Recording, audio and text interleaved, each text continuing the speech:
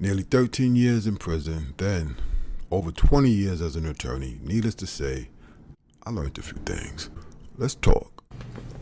Alright, NTB here, man. So, ladies and gentlemen, I have a video in here for you today.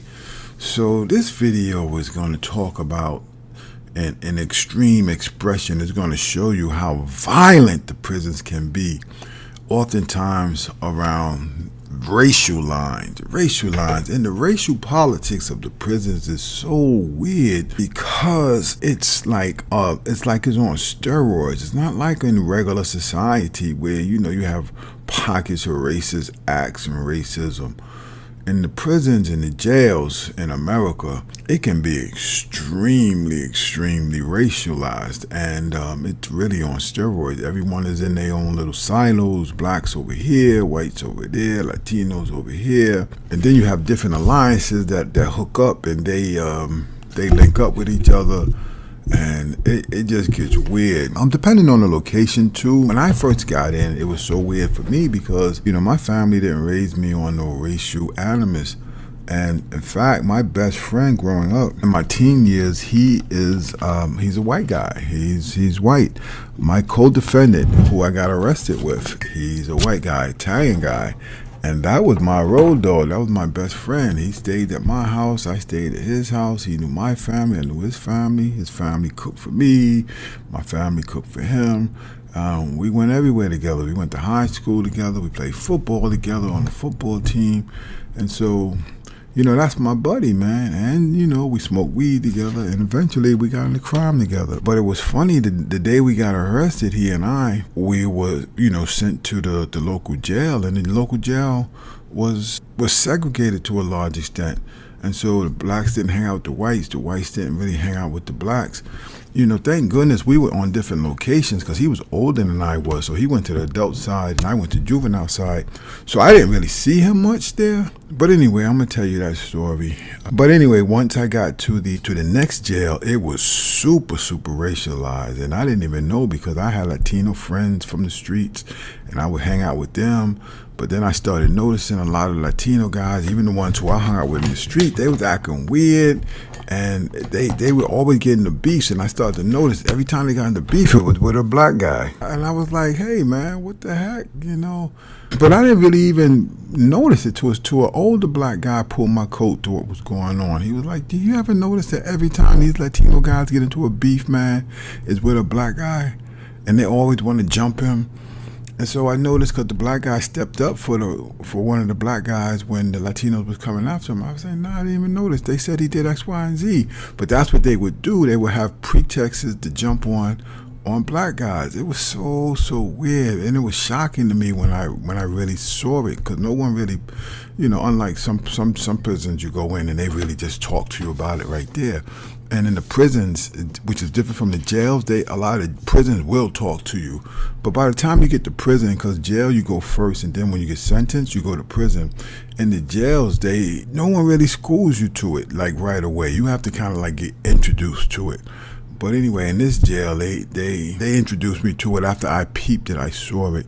But then my eyes was open and I started to see it. And then when I got moved from the jail to the prison, it was obvious, it was like open. It was no hiding it. It was no secret. Everyone knew that, hey, there's a lot of racial stuff going on. But anyway, in this video here, you're going to see how crazy it can be. This is an incident at Pelican Bay. So I'm going to show the video, then we'll come back and talk about it. And we'll talk some more. All right, NTB, man. Summary of the Pelican Bay Riot. Violence is a constant thread among the prison gangs. When violence erupts, no one can stay out of the fray. On February 23, 2000, California's Pelican Bay facility experienced a violent incident. At 9:38 am, Hispanic gangs attacked a rival African American gang. A bloody battle ensued involving 200 inmates. Officers used tear gas and rubber bullets with little effect. The riot lasted half an hour. 15 inmates were shot and 89 knives were confiscated. Violence is an ever-present specter that haunts the confines of the prison walls. It weaves its way through the tapestry of gang rivalries, entangling lives in its web of destruction. The unleashing of fury, on that fateful day, witness the constant thread of violence that entangles gangs, leaving no one untouched. All right, wow. Wow. So anyway, I hope y'all got a chance to get a good look and see how violent these prisons and jails can be in an instant, oftentimes based upon racial lines. And as I said in the beginning of the video, the racial animus that exists oftentimes in the jails and prisons, it's weird. And it can be so extreme. It's like racial tension on steroids. And it's weird to me because particularly when I first came in, as I said at the beginning of the video, I had a white co-defendant. My best friend growing up is an Italian guy. We went to school together. We hung out together. We played football together. After school, we hung out together. We got into all kinds of trouble and mischief together, smoking weed together. And unfortunately, eventually, we got into crime together and we got arrested together, side by side. And then they sent us into this weird environment where, a dude that I got love for and who got mad love for me. We know each other. We know each other's families. We've been riding together for years. They telling us, blacks and whites don't stay together.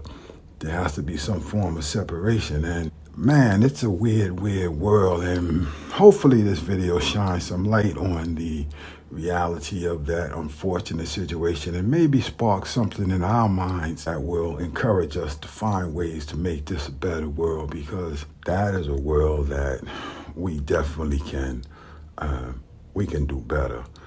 Anyway, hopefully y'all got something out of the video. You learned something. Always a pleasure. NTB, man. Follow for more.